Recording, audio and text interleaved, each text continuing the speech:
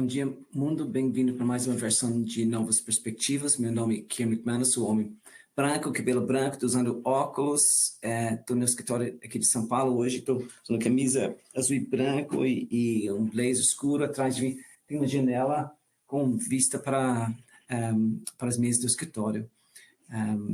Só lembrando, esse mês é Outubro Rosa, tipo mês de conscientização sobre câncer de mama. Para quem está juntando conosco pela primeira vez, vamos passar por alguns itens de logística. A sessão está sendo gravada, a gravação seria enviada para você no final, também vai ficar no nosso canal de YouTube. Pode fazer suas perguntas durante o evento e, o mais importante, quem fizer mais perguntas que ainda não ganhou o chocolate, vai levar o chocolate, pessoal. Então, a gente gosta de receber perguntas das dúvidas sobre o tópico, então, por favor, fazer suas perguntas e vamos tentar endereçando as perguntas durante o evento. Pode nos acompanhar nas redes sociais e aí na sua tela tem uma aba onde você já pode baixar a apresentação e acessar as publicações que a gente vai tocar. Recomendamos a utilização de Google Chrome. Esta sessão é registrada para pontuar para fins de CRC e outros também vale para outras finalidades de treinamento profissional. E, finalmente, tem nosso e-mail de contato. Falando um pouco sobre nosso programa, Novas Perspectivas, estamos no 8º ano e aqui uma dica para todo mundo.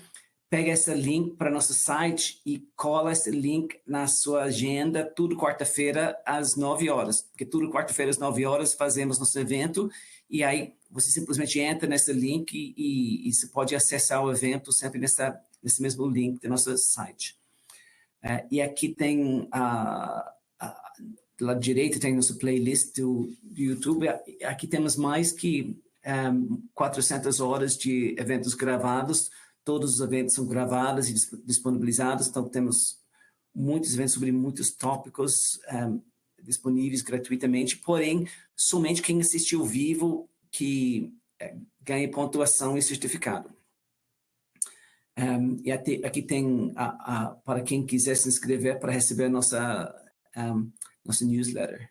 Sempre recebemos pedidos dos últimos eventos. Aqui tem os últimos 10 eventos com os links das gravações dos últimos 10 eventos. Aí, semana que vem, vamos falar sobre a revolução do setor da energia. O que está acontecendo no setor da energia, o que são as mudanças, como que está impactando as empresas, tanto as empresas do setor da energia, quanto, obviamente, todas as outras empresas que compram energia, tipo, e que está gerando de impacto. E aí, com isso, eu vou pedir para nossos panelistas de hoje se apresentem. Renata, você quer se apresentar? Olá, bom dia a todos. Vocês me ouvem? Sim, tranquilo. Bom dia, prazer em estar aqui de novo com vocês. Eu sou Renata Fernandes, sou sócia da PwC, da área de Risk Services, fico aqui baseada no Rio de Janeiro. Estou no meu escritório no home office hoje. Eu sou morena, cabelos castanhos, estou vestida com uma camisa social rosa e óculos. É um prazer estar aqui com vocês e passar essas 2 horas aqui falando um pouquinho desse assunto tão interessante. Bom dia a todos. Muito obrigado, Renata. Muito obrigado, Renata. Renato, você quer se apresentar? Sim, Kira. Muito prazer, obrigado pelo convite, estar aqui junto à PwC nessa manhã. Meu nome é Renato Triciuzzi, hoje eu sou presidente da FLY, da Fundação Latino-Americana de Auditoria Interna, sou membro de comitê de auditoria, sou empresário nesse ramo nosso aí de desenvolvimento pessoal. Eu sou um homem branco, cabelos... Vamos chamar assim, ralos já, grisalhos, ralos, uma barba predominante branca, estou vestindo uma camisa azul, estou aqui no meu escritório com uma biblioteca atrás e é um prazer estar aqui com você, com a Renata e com os nossos convidados para falar um pouco dessas mudanças, dessas perspectivas, o que a gente pode começar o ano bem atento, né? Acho que esse é o ponto. Legal, muito obrigado, Renato. Acho que estou chegando também nos cabelos ralos também. Vamos lá. As publicações sobre o tema, nós temos do Instituto de Internal Auditors, do novo Global Internal Audit Standards. Temos publicação do PwC sobre a implementação das novas normas globais de Internal Audit. Número 3, aqui, como se utiliza tecnologia e inovação. Número 4, a visão 2035, ou seja, daqui a 10 anos, qual é a visão para o auditoria interno. Nós temos o quinto aqui, pegaria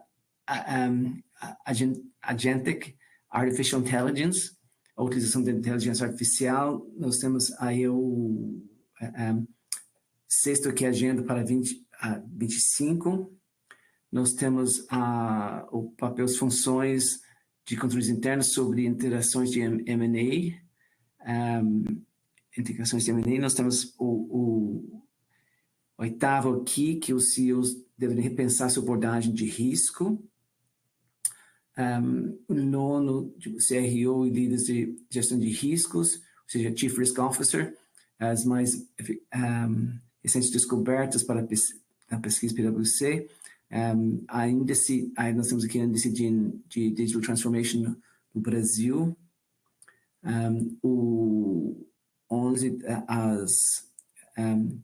os ciberataques na saúde. O 12º é a pesquisa do Global Digital Trust sobre a segurança do epicentro de inovação. Aí nós temos as normas técnicas. Aqui tem na parte nas partes das normas de auditoria, tem as normas de auditoria que é para foco nos riscos de distorção relevante, entendimento do ambiente. Nós temos a utilização de auditoria interno, para auditor externo, tem uma norma específica para isso. E aqui, finalmente, para quem tiver interesse, tem o evento do Congresso Brasileiro de Auditoria Interna 2025, que vai acontecer agora no mês de novembro. Então, quem tiver o interesse, tem aqui já o link para inscrever para o evento. Então, com isso, vamos para a nossa pesquisa de aquecimento. Então, a gente agradece a todo mundo que entra, porque o pesquisa nos ajuda a focar a nossa conversa. Então, deve estar chegando para vocês agora a nossa primeira pergunta. A primeira pergunta é: quais são os desafios para uma função de auditoria interna eficaz? Então, ou seja, quais são os desafios que você enxerga para auditoria interna eficaz? Opção A, independência. B, experiência da equipe. C, conhecimento técnico. D, conhecimento de tecnologia. E, relacionamento com auditores. F, orçamento. G, confiança dos stakeholders. E, H, não sei responder. Então, pode escolher as opções, quantas opções você quiser. E a gente agradece a todo mundo que entra aqui para votar. Já está começando a chegar os resultados aqui. E pelos resultados, os desafios que estão chegando, os principais desafios estão sendo: opção A, independência. B, experiência da equipe. E C, conhecimento técnico. Depois cai um pouco para conhecimento de tecnologia e também relacionamento com os auditados. Orçamento é interessante, que não tem tanto voto, mas também confiança de stakeholders que está lá também. Mas os primeiros 3 são os destaques, que independência, experiência de equipe e conhecimento técnico. Aqui são os 3 destaques. Muito obrigado para todo mundo que entrou aqui para votar. Vamos então para a segunda pesquisa. Vocês já devem ter recebido o resultado do primeiro. Então, aqui no segundo, quais são os principais temas que devem compor o plano de auditoria para 2026? Então, o que você acha que deveria ser os principais temas para o plano de auditoria 2026? Ou seja, essas novas normas de auditoria interna globais, adaptação dessas novas normas. O B, a cibersegurança. C, inteligência artificial. D, privacidade de dados. E compliance regulatório, F de gestão de crises, G, ESG, H, não sei responder. Então, vamos aqui, está começando a chegar os votos e os itens, vamos esperar mais uma rodada de voto aqui para... Então, os itens que estão interessantes aqui, o que está ganhando é inteligência artificial, logo depois vem cibersegurança e as novas normas, e aí vem basicamente o privacidade de dados e compliance regulatório. E aí ainda atrás disso vem gestão de crises e ESG. Mas o vencedor aqui é inteligência artificial, cibersegurança e as novas normas, que são os itens liderando nossa pesquisa. E a gente agradece muito para todo mundo que entrou aqui para votar. Vocês devem estar recebendo o resultado. E vamos para... Então, agora vamos para a terceira pesquisa. Então, deve estar chegando para vocês. Quais as principais áreas, funções com as quais o auditoria interno deve interagir regularmente? A opção A, controles internos e gestão de riscos. B, os negócios. C, ESG. D, contabilidade, controladoria. E, comitê de auditoria, o conselho. F, cibersegurança, transformação digital. G, não sei responder. Então, quais são as áreas onde a auditoria interna deveria estar interagindo? Então, aqui, estamos chegando os votos aqui. Estamos chegando os votos aqui. O que tá liderando aqui são controles internos, gestão de riscos. Logo depois vem o contabilidade, controladoria e comitê de auditoria, conselho. Ou seja, os negócios e o ESG e cibersegurança vem depois, mas, ou seja, estou confirmando aqui, o que está liderando são, ou seja, as áreas principais que a auditoria interna deveria estar interagindo, então deveria estar interagindo com controles internos, gestão de riscos, a contabilidade, controladoria e o comitê de auditoria, conselho, como sendo os principais. E aí todos os outros itens vêm depois. Muito obrigado para todo mundo que entrou para votar nesta pesquisa. Então, agora vamos para a pesquisa número 4, penúltima pesquisa de aquecimento para o nosso evento de hoje. Então, quais são as principais considerações para definir o envolvimento de auditoria interna? Então, quando faz o plano, decidindo para onde que a auditoria interna vai focar, onde você acha que... Quais considerações que você acha que são importantes para decidir onde a auditoria interna deveria focar seu esforço? A opção A, valor das transações. B, volume de transações. C, complexidade das transações. D, evolução da natureza das transações. Avaliação de risco. F, aumento no risco de fraude. O G, custo-benefício. E H, não sei responder. Então, agora está chegando as votações aqui. Vamos esperar para mais uma rodada de voto. Então, agora o líder nesta pesquisa, ou seja, quando está decidindo para onde focar a auditoria interna, o líder aqui é a avaliação de risco e o F é um aumento no risco de fraude, ou seja, avaliação de risco geral, que seria o líder, seguido por aumento de risco de fraude. Aí cai bastante para a complexidade das transações, mas o interessante é que, o que eu acho mais interessante é que o valor das transações e o volume das transações estão bem mais embaixo, mas onde que tem o foco aqui é a avaliação de risco e o risco de fraude. Então, muito obrigado para todos aqui que entraram para voltar em nossa pesquisa. Então, vamos para terminar recebendo os resultados e vamos para a nossa última pesquisa de aquecimento. Então, quais são os principais fatores para relevância no processo de auditoria interna eficaz? Então, a opção A é cultura na imprensa, a opção B é orçamento e recursos, a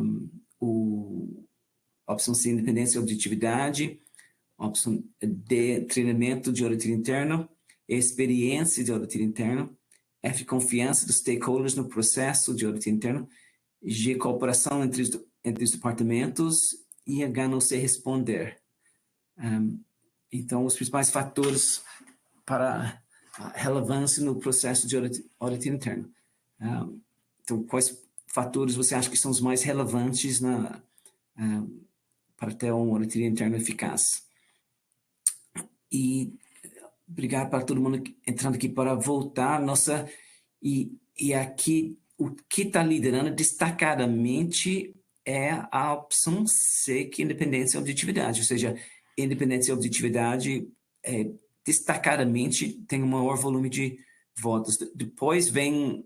Bem depois vem a lista dos demais, que é cultura da empresa, treinamento de auditoria interna, experiência, a confiança dos stakeholders e cooperação entre os departamentos. Mas o que destaca aqui, por longe, é independência e objetividade.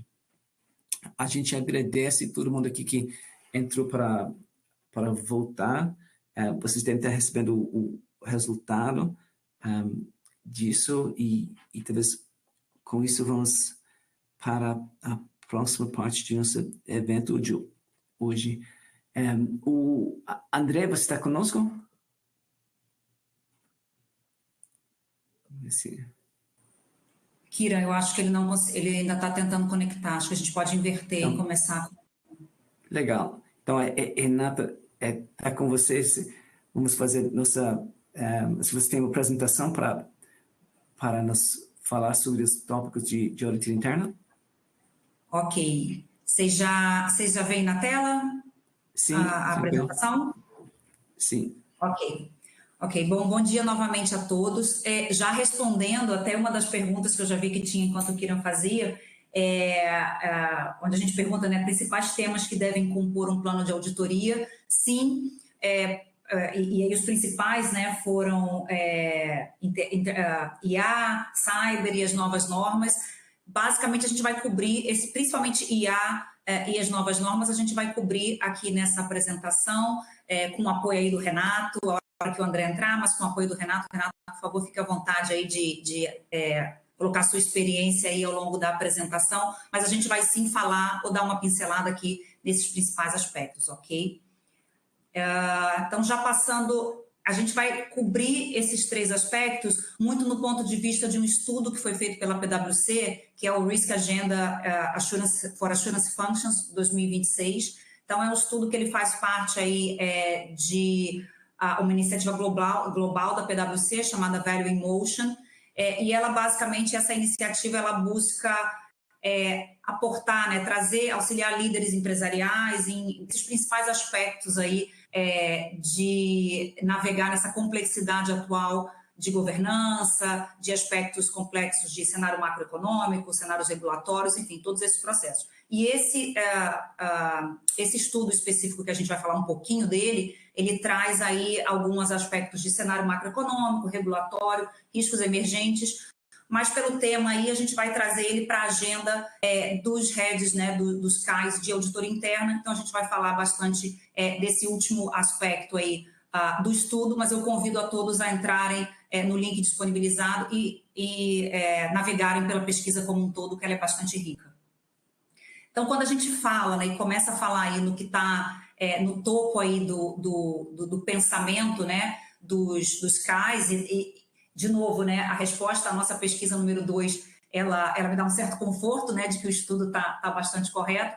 A gente está falando de adoção de inteligência artificial pela auditoria interna, e aí a gente vai tentar abordar esse aspecto sob dois ângulos, né? A adoção da IA pela auditoria interna nos seus trabalhos para trazer maior efetividade, maior eficácia, maior cobertura, mas também como é que a auditoria interna audita ou revisa a adoção de IA pelas suas organizações. Então, a gente vai trazer alguns insights que o estudo trouxe a respeito desses dois aspectos de IA dentro da auditoria interna. Depois a gente vai falar um pouquinho da pesquisa, dos novos standards, muito voltado também os novos standards, eles passaram a valer a partir de janeiro desse ano, janeiro de 2025, e o estudo traz um pouquinho do que a gente aprendeu aí ao longo desse período, algumas dicas, alguns principais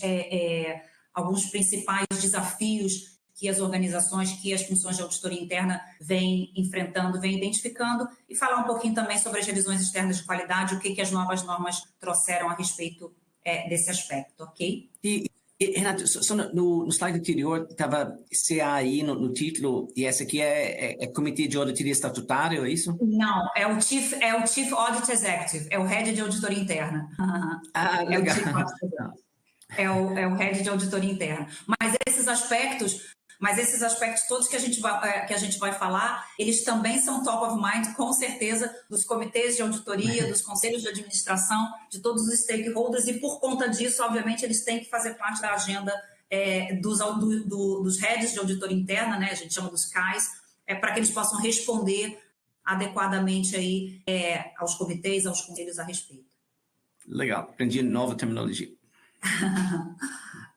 Então, passando aqui pelos aspectos de auditoria interna, como eu comentei, a gente vai falar um pouco desses dois itens, né? Dessas duas abrangências aí, desses dois aspectos que a gente considera bastante importantes e desafiadores dentro da auditoria interna, né? Então, o lado da pressão que a gente vem sofrendo, né, para implementar a auditoria interna dentro do nosso dia a dia, né, de trabalho, mas também a avaliação que a gente precisa fazer na auditoria interna, na inteligência artificial que está sendo implementada dentro das nossas organizações.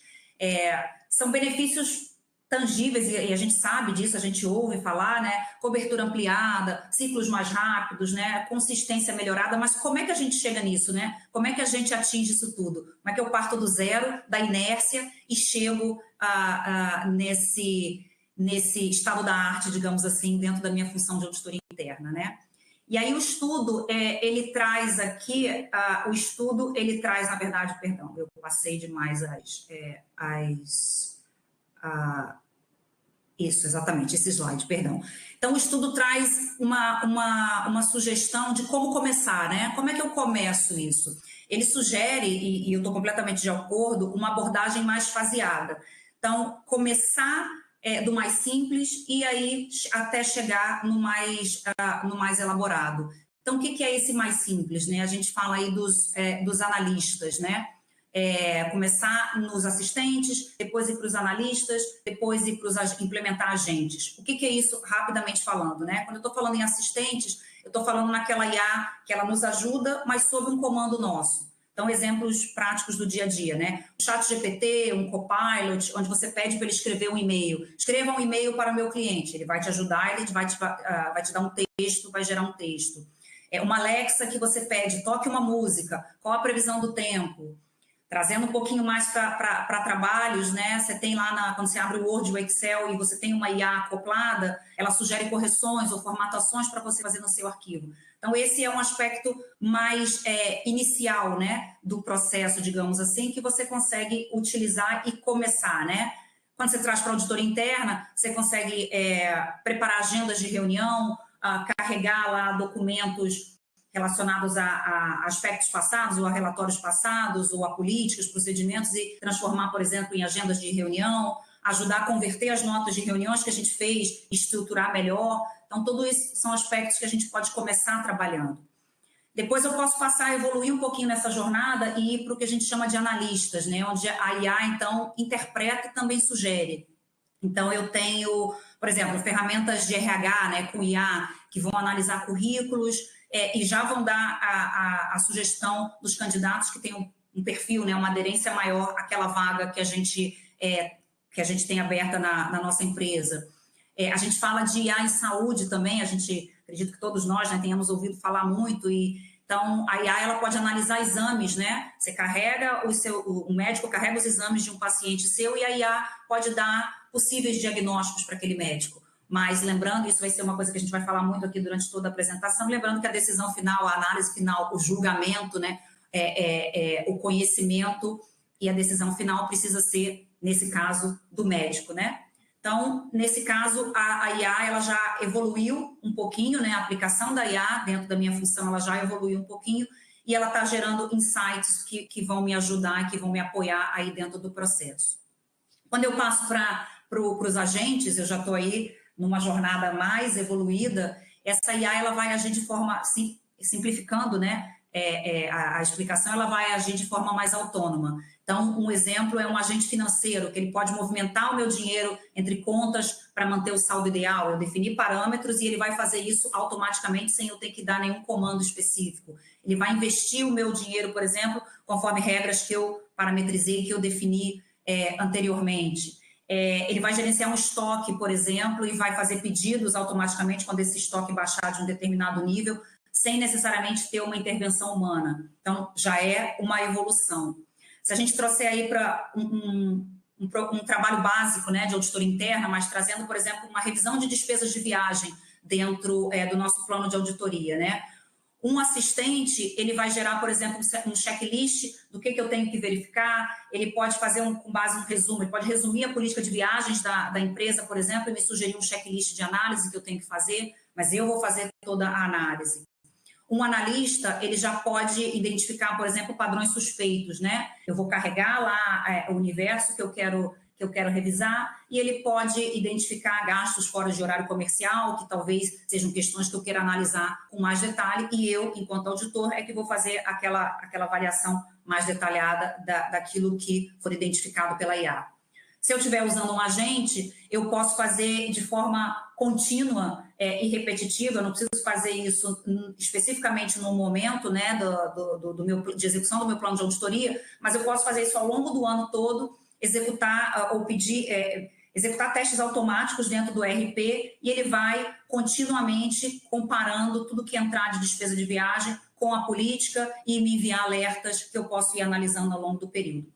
Então, essa é um pouquinho da diferença entre essa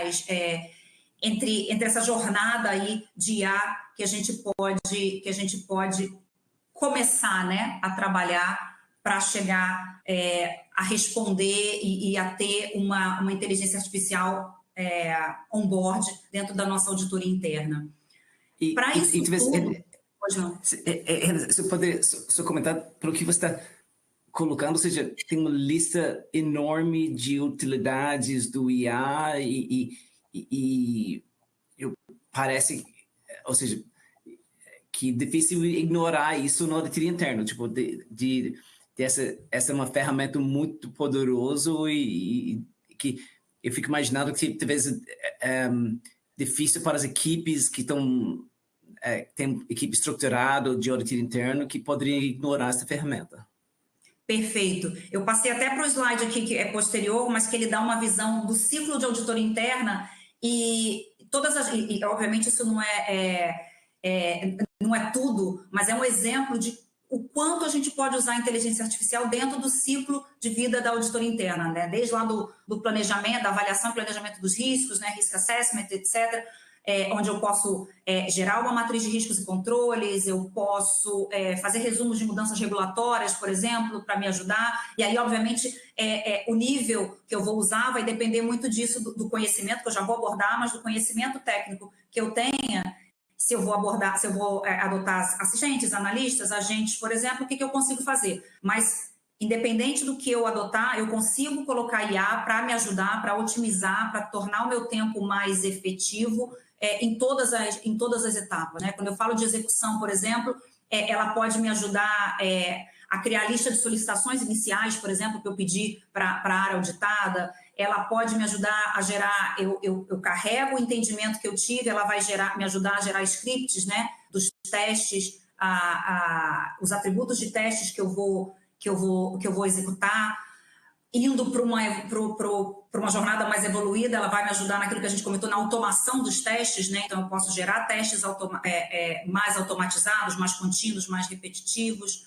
Indo para a fase de relatório, né? Ela pode me ajudar não só a gerar, com base nos resultados que eu tive na execução, ela pode me dar uma lista de recomendações e ela realmente dá, você bota lá quais foram os gaps que você identificou e ela te dá a redação, né, sugerida para um ponto de auditoria com a lista de recomendações, que, de novo, e sempre batendo nessa tecla. Claro que ela vai precisar ser revisada e ter a decisão final, a avaliação final e o julgamento profissional do auditor, né, que está fazendo. Mas eu consigo carregar essas informações e ela consegue já me gerar o relatório de auditoria para eu poder revisar. Então, tem uma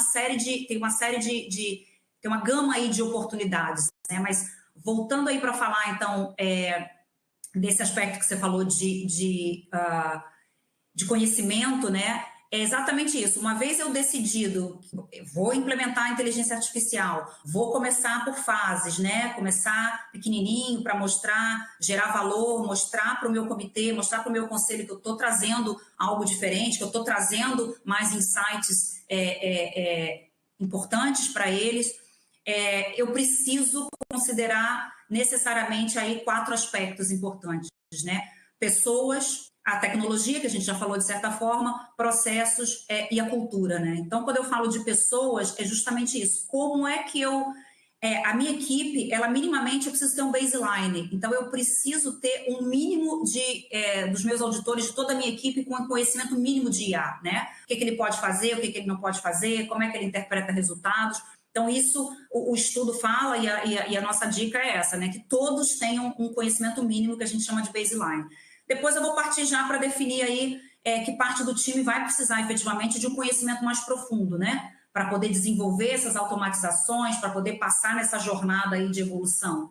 E aí a gente tem, inclusive, a possibilidade de criar novos papéis dentro da auditoria interna, né? Então, com essa evolução que a IA vai tendo dentro da auditoria interna, eu vou criando aqueles auditores que vão ser responsáveis, por exemplo, pela governança das ferramentas de IA, aqueles que vão desenvolver efetivamente as automações. Então, tem uma série de possibilidades, mas eu tenho sim que me preocupar já de ponto de partida com o desenvolvimento das habilidades aí, a definição de papéis das minhas pessoas dentro do processo, dentro desse processo de implementação.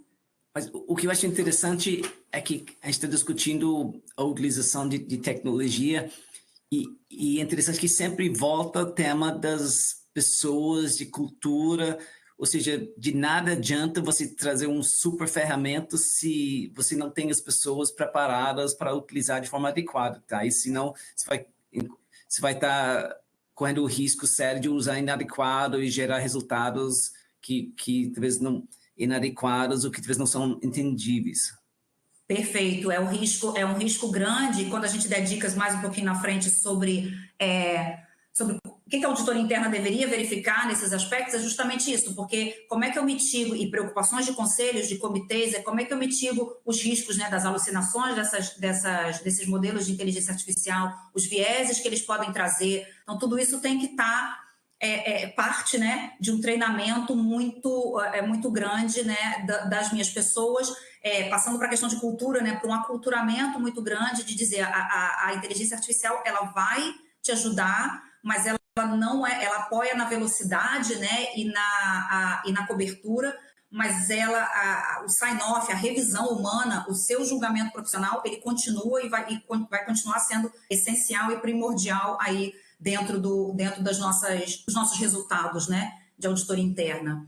Então, esse é um aspecto muito importante. Falando de processo também, né, porque eu preciso e decidi implementar IA dentro da minha auditoria interna. Eu preciso atualizar a minha metodologia, eu preciso definir o que meus papéis de trabalho, por exemplo, vão ter, preciso criar, a sugestão é que a gente crie uma sheet, né, ou um WP, um papel de trabalho de evidências de IA. Então, quais foram os prompts que eu usei, quais foram os critérios que eu utilizei, os dados utilizados, a revisão humana, né, formalizada ali, por exemplo, dentro desse papel de trabalho chamado evidência de IA, para eu poder manter esse rastro, né, essa rastreabilidade do que foi feito, né? Assim como definir também tempo de armazenamento das informações.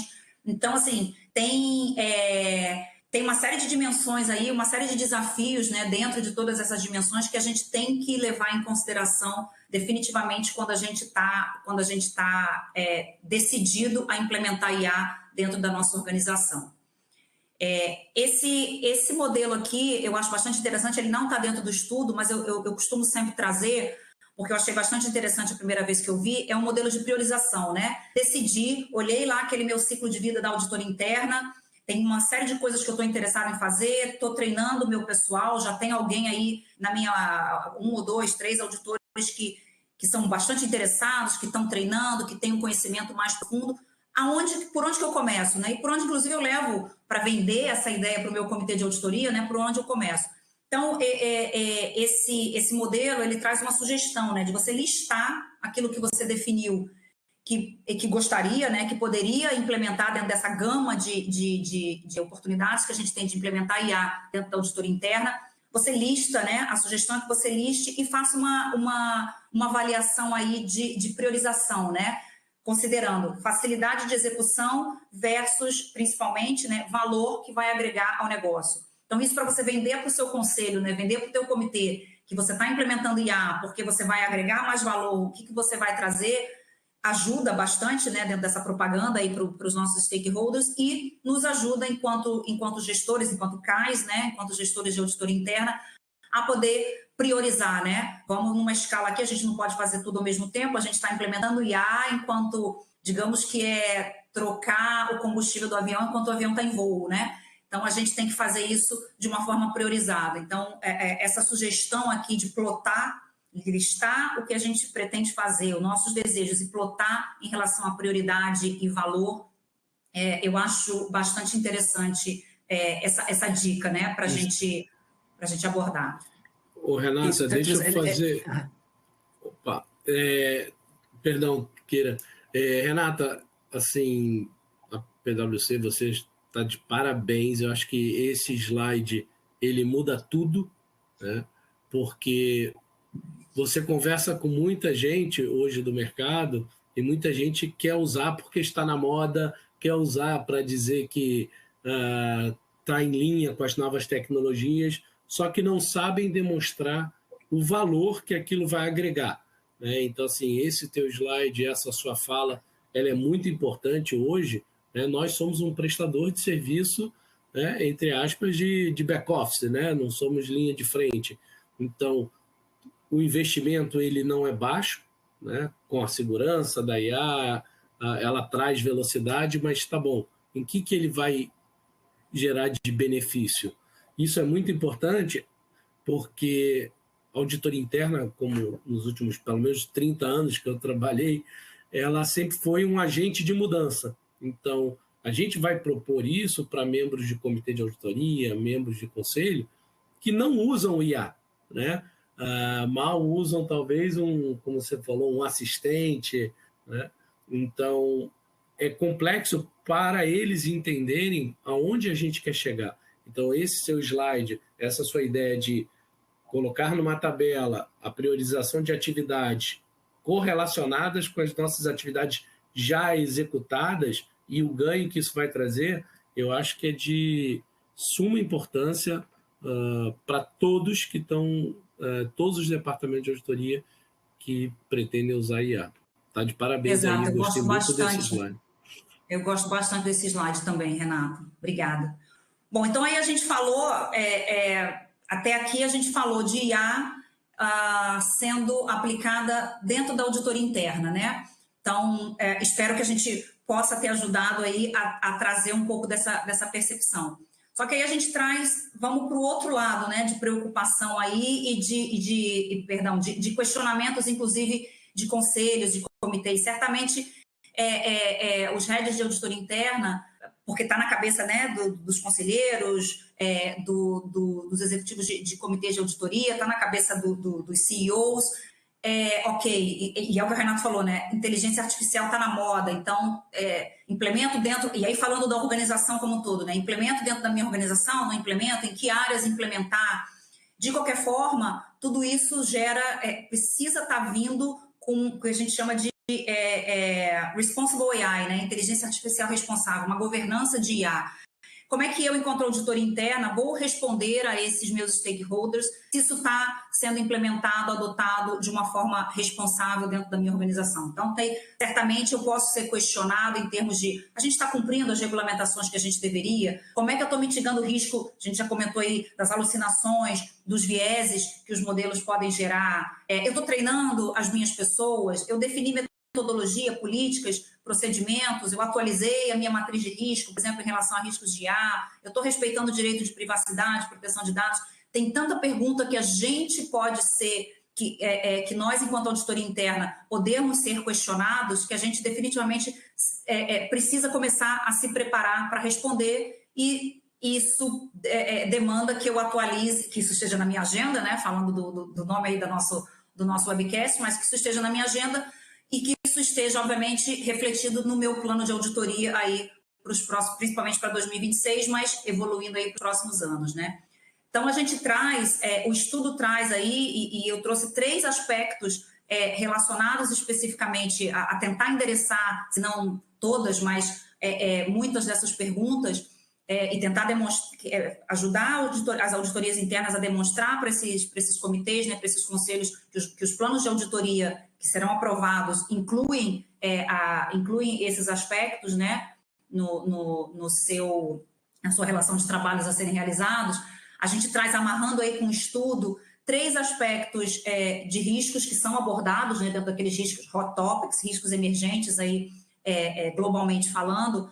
A gente traz, né, o que a gente está chamando aí de governança de IA, que é tudo isso que eu falei, né, de como é que as organizações estão garantindo uma adoção responsável de IA. E aí, nos próximos slides, eu vou trazer um pouco de dicas de como focar isso dentro, né, dos programas de trabalho, dentro dos planos de auditoria. A gente falou, e foi uma das perguntas do Kiran, né, a questão de talentos, né, de competência, né, de conhecimento. Então, é uma preocupação muito grande em relação aos talentos e ao gap de competência em relação à IA, né? Porque a IA ela vem evoluindo de uma forma, né? Você dorme, acorda e já tem algo diferente, algo mais evoluído. Como é que eu garanto que a minha força de trabalho ela está adequadamente, ou eu consigo endereçar isso na minha força de trabalho para que ela consiga aplicar IA de uma forma responsável, que mitigue aí, obviamente, riscos para a companhia, né? Riscos operacionais, riscos éticos, riscos regulatórios. E aí, trazendo uma questão que também lá numa das respostas, né, da pesquisa inicial, né, uma das preocupações que deveria conter num plano de auditoria, né, a gente fala em cyber. Aqui a gente está trazendo cyber focado nas ameaças que então são oriundas de inteligência artificial. Por quê, né? Porque o cyber está aí, os cyberataques com automação, eles já estão aí na nossa pauta, né? Faz bastante tempo. Mas o nível que isso está tomando por conta da inteligência artificial, né? Como a inteligência artificial generativa, por exemplo, ela está sendo acoplada aí dentro de ataques de cibersegurança, ela está tornando esses ataques muito mais rápidos, muito mais sofisticados, direcionados. Então, é uma preocupação, além da cibersegurança, que já é uma preocupação já faz alguns anos, né, dentro da nossa agenda, né, dos nossos hot topics aí de riscos emergentes, a gente está acoplando aí uma cyber, digamos assim, uma cyber mais evoluída, considerando as ameaças de IA. Por quê? De novo, né? As questões de IA, elas estão avançando, né? As tecnologias de IA, elas estão avançando numa velocidade tão grande que não necessariamente a capacidade de combater esses ataques, ela está andando na mesma velocidade. Então, de novo, está aí a auditoria interna para fazer um papel de entender como é que a organização está se portando com relação a essas questões.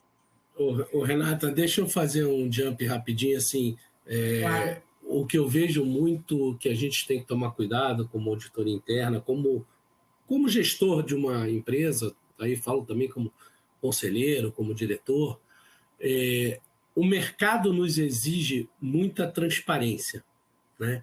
Então, a gente tende, como organização, como controller, né? Acredito que tem vários controllers aqui ouvindo a gente, temos que ser transparente, mostrar mais os números, mostrar mais as transações, né?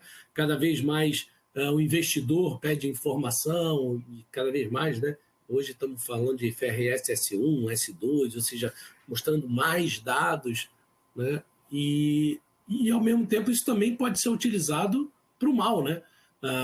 A tua relação com os fornecedores, a tua matriz de risco, ou seja, cada vez mais a gente trabalha para ser mais transparente nos nossos relatórios de administração, nos nossos dados, no nosso relacionamento, nota fiscal eletrônica e tudo mais, e dados de fornecedores, premiação com fornecedores. Então, assim, o cyberataque que usa essas mesmas informações, né, eles estão pegando, eles sabem na nossa empresa com quem a gente compra, com quem a gente vende, qual é a nossa, né, quais são os nossos principais riscos, quais as nossas coberturas de seguro, quem são, né, a rotação dos nossos clientes. Então, ao mesmo tempo que é positivo ser transparente para a sociedade, para os mercados, esse risco aumenta cada vez mais porque esses modelos de cyberataque, utilizando as nossas próprias informações, né, para gerar algum gancho, algum ponto de intersecção para poder entrar nos nossos dados. Então, assim, é muito importante tomar cuidado com a privacidade dos dados, porque quando a gente fala muito em cyber, a gente... não, tem um monitoramento 24/7, né? E o problema está resolvido. Não está.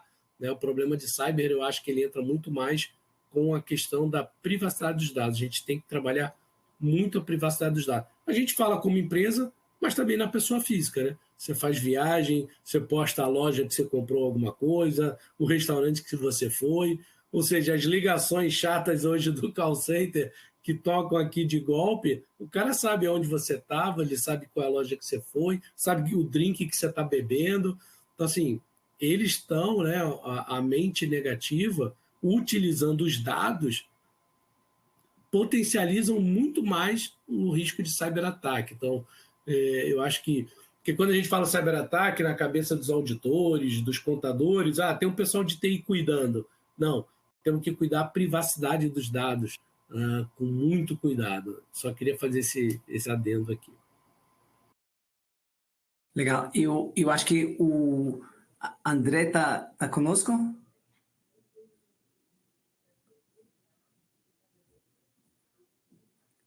Acho que o André está no filme. Legal. André, você conseguiu conectar? Estou ouvindo. Bom dia a todos. Vocês desculpem o atraso. Eu tive que estar numa reunião externa e teve um problema aqui de conexão com a internet. Essa é a razão de eu estar entrando agora. Obrigado, Kira. Não, tranquilo. Você quer fazer a autodescrição aqui, André? Sim, eu sou sujeito branco, cabelo castanho e grisalho, né? Tenho um pouco de barba mais branca, tá? Olhos claros, a pele clara. Tenho uma reunião, estou vestindo um blazer preto, estou de terno, né? Camisa branca, blazer preto. Que legal. Legal, André. Aliás, aproveitando, André, para quem está nos acompanhando, vocês vão perceber que quem assina todos os certificados do nosso programa Novas Perspectivas é André. Então, agradeço, André, por todas as assinaturas que você tem prestado para a gente ao longo desses anos. Acho que nós que agradecemos todos a presença aí no evento e a presença constante nos eventos, né? Graças ao Kiran, bem administrados e feitos, que acho que muito contribuem conosco com a nossa prática, né, de auditores em geral, nível de conhecimento, e nos ajudam nos nossos treinamentos. Legal. São os eventos do Kiran, né, André? O André assina, mas são conhecidos no PwC como os eventos do Kiran, né? Mas exatamente. Mas somente são possíveis com a assinatura de André. Com certeza. Exatamente. Eu vi que o pessoal tem feito várias perguntas, Kira. Aí, como eu perdi o começo, a Renata está fazendo a apresentação do nosso estudo, né? O Renato tem feito, acho que excelentes ponderações aí. A gente vai passar pelas perguntas, que eu, olhando todas as perguntas, acho que as perguntas, de certa forma, elas estão muito conectadas aos temas que estão falando, né? E ao que está sendo, o que foi apresentado, que foi feito nesse estudo, tá? Aí, como é que vocês estão fazendo aí, Renata?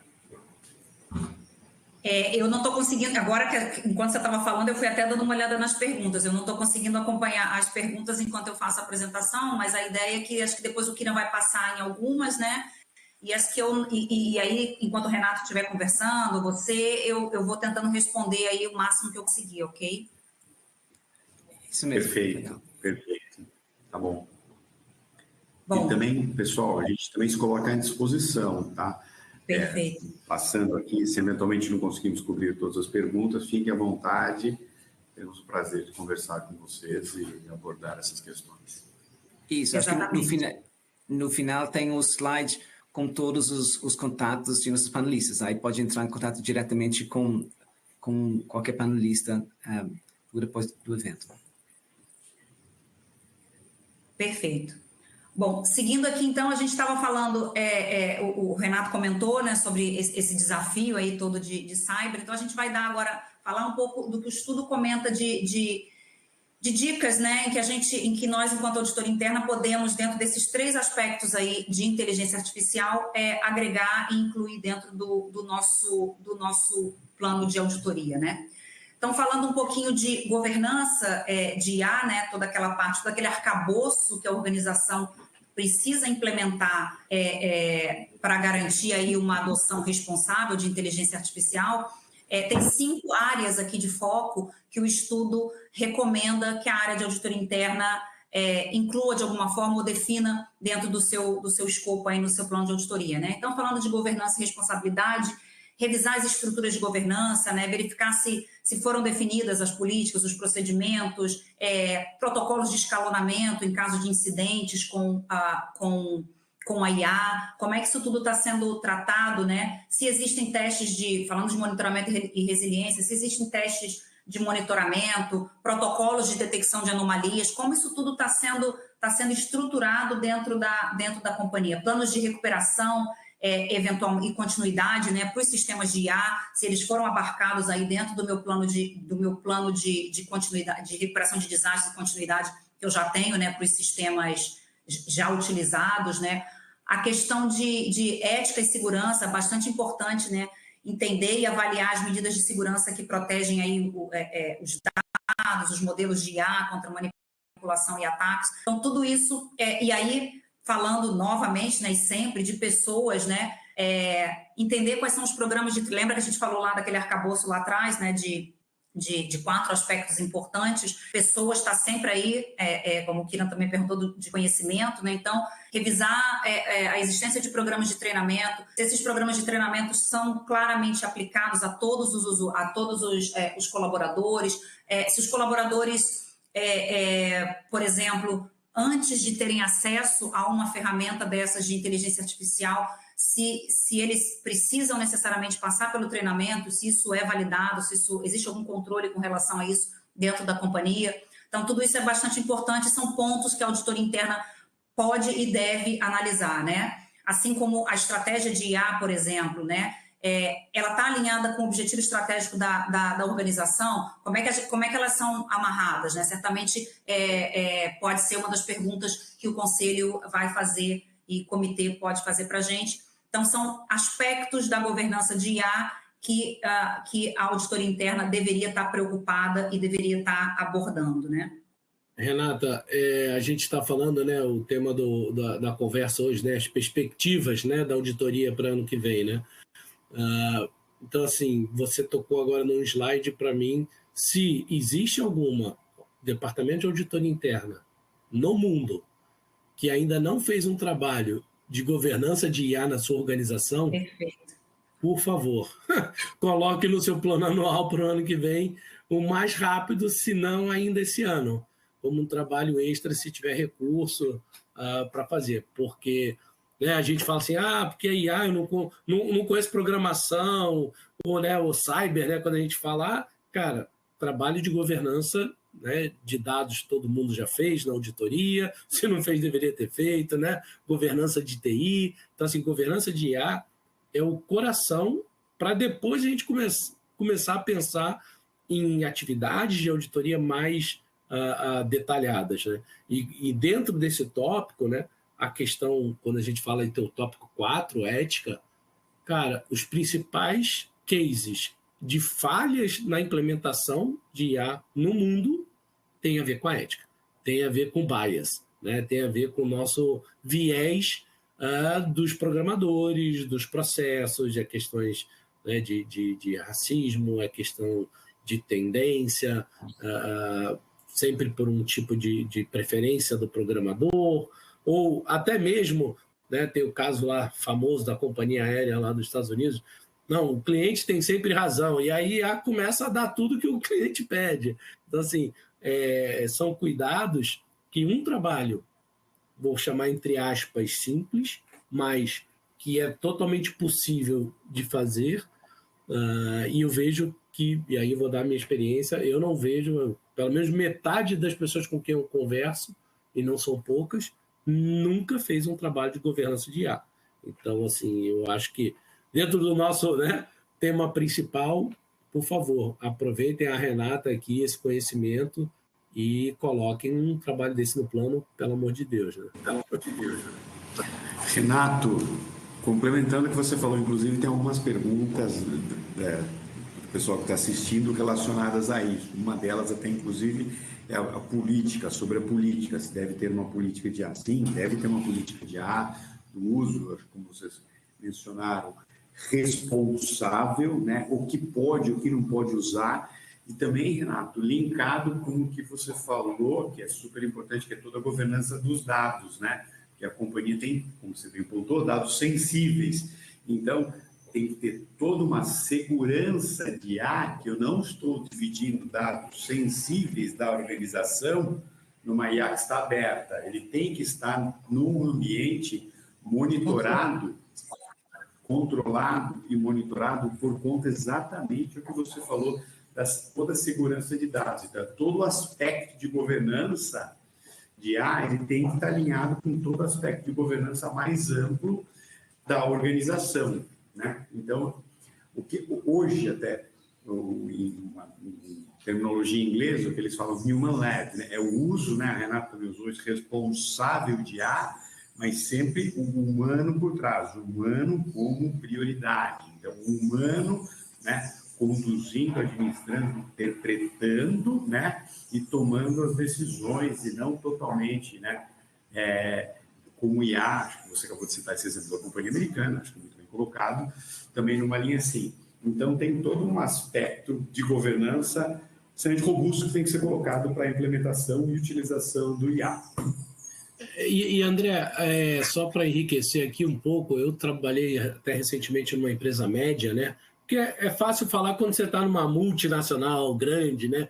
Com grandes políticas de governança, grandes investimentos, mas trabalhei em empresa média, né? Empresa multinacional média ou nacional, e às vezes a pessoa fala, não, ninguém usa IA porque não é seguro.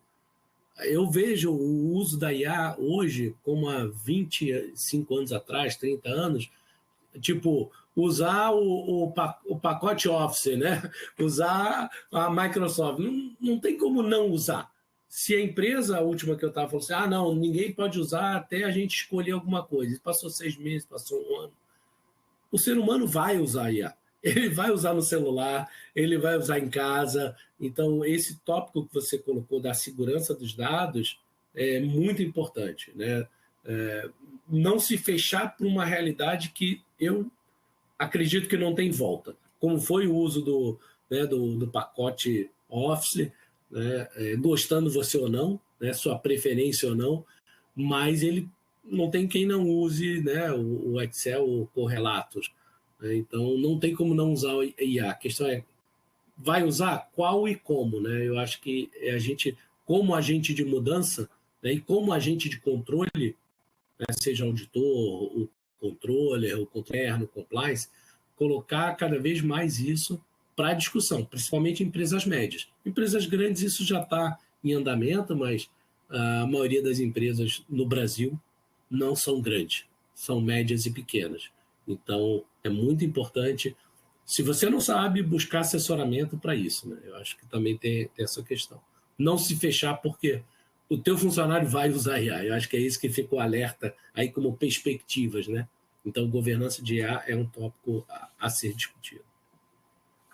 Perfeito comentário de vocês dois, e é por isso que a gente vem para uma outra preocupação, né, que a gente pode, pensando dentro de um plano de auditoria, a gente pode abarcar junto com a governança de IA, mas você pode trabalhar em separado também, é uma preocupação ou uma avaliação, de novo, dos talentos e gaps de competência, né, que a gente tem em IA. Então, a organização está definindo aí os papéis críticos que exigem domínio de IA dentro da organização, para que ela possa ter mapeado, né, qual é a força de trabalho dela, onde ela tem que priorizar, por exemplo, treinamentos e focar.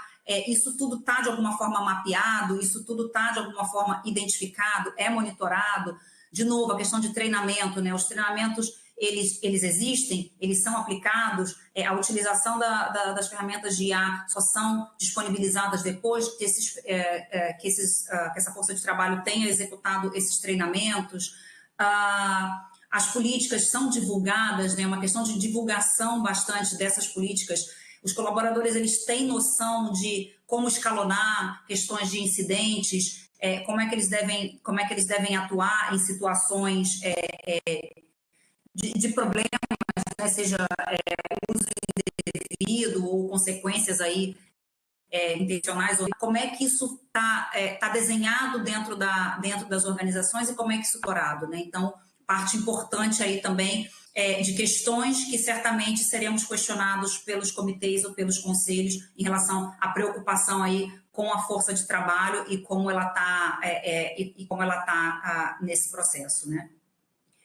E aí a gente fala do último aspecto aí dentro desses, o que a gente deveria para ontem, né, colocar dentro dos nossos planos de auditoria, voltando aí para a questão de cyber, né, e aí as dicas, né, as áreas de foco que o estudo traz em relação às ameaças de cyber oriundas aí da IA, né? Então, a primeira coisa é avaliar se dentro dos riscos cibernéticos, né, que já foram certamente, provavelmente mapeados dentro das organizações, se foram adicionados aí riscos cibernéticos relacionados à IA, porque esse aí é o início de tudo, né? Se os riscos eles estão mapeados, já me ajuda, obviamente, a identificar, a ter controles para mitigar esses riscos e poder, de certa forma, trabalhar e monitorar todo esse processo, né?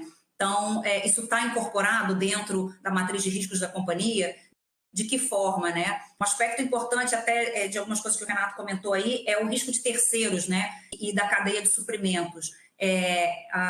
Os terceiros, eles são pontos de vulnerabilidade dentro aí da cadeia, né? Então, como é que eu garanto que os meus terceiros, principalmente aqueles também fornecedores de IA para dentro para minha organização, eles estão atendendo a todos, né? Porque não adianta eu definir padrões rígidos, eu tenho políticas, procedimentos dentro da minha organização, mas e os terceiros com quem eu estou lidando, né? Que estão também trabalhando com os meus dados, com as minhas informações. Como é que eu garanto que esses terceiros eles têm o mesmo nível de responsabilidade, de adoção responsável de IA e que aí os meus dados que estão sendo compartilhados com eles também vão estar seguros junto a esses terceiros. Então, acho que olhar do ponto de vista de como a organização está tratando a adoção de os terceiros com relação à IA é bastante importante, né? Então, acho que esse é um aspecto bastante relevante de trazer aqui para a consciência, né? E de que seja incluído, né? Dentro dos nossos trabalhos, da nossa agenda, né? Controles de monitoramento aí de ameaças, né? Como é que as nossas áreas estão, que controles foram adotados, né, para detectar, responder a esses ataques, incluindo o IA, a detecção de anomalias, enfim, como é que está todo esse processo, né? O alinhamento ético-regulatório, como é que a organização está garantindo, né, a adoção de padrões regulatórios, a adoção de questões éticas, né, e tratando essas questões éticas dentro da companhia. Então, são todos aspectos aí bastante importantes de serem incluídos e trabalhados dentro aí do nosso plano de auditoria para o ano que vem, tal como o Renato falou, né? Quem sabe se está sobrando aí algum orçamento, talvez trazer como um trabalho, principalmente a questão começando pela governança de IA, né? Mas trazer um trabalho especial ainda para esse ano de 2025, mas se não, realmente colocar no plano de auditoria para 2026, né? E aí aqui, esse é um framework que a PwC utiliza. Tudo isso que a gente falou aí nos últimos slides, ela resume aí nessas 6 dimensões, né? Então, como que uma auditoria interna deveria abordar questões de inteligência artificial, da adoção de inteligência artificial dentro da organização. Então, a gente traz, eu não vou repetir, porque nada mais é do que o que a gente, tentando de forma mais didática, passou aí como dicas nos últimos slides, mas é uma maneira mais estruturada, né, de abordar e de poder mostrar, por exemplo, demonstrar para o conselho, para o comitê e vender, né, para eles como é que a gente estruturou, como é que uma área de auditoria interna pode estruturar e pode atacar todos esses aspectos aí relevantes relacionados à inteligência artificial. Então, eu acho que aqui a gente termina de falar eu chamo de IA na AI, e AI na IA, né?